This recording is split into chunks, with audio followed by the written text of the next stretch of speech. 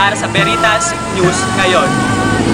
Throughout Ferdinand Marcos' presidency, he had set up a regime in the Philippines that would give him ultimate power over the military and the national treasury, as well as the Senate. On August 21, 1983, after a 3-year exile in the United States of America, as he disembarked from a commercial flight at then Manila International Airport, Aquino was assassinated.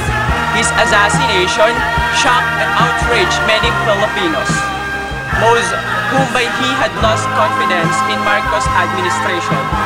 At ngayon, maraming tao ang nagpunta dito sa EDSA upang ipaglaban at makamit ang kalayaan nating mga Pilipino. Muli, magandang tanghali.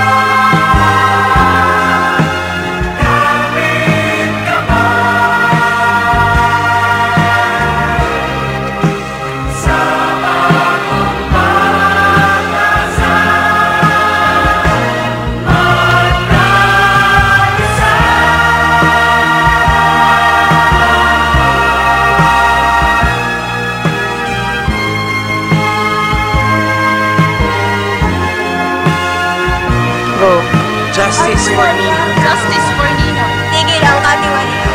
Tigil ang karahasan. Love.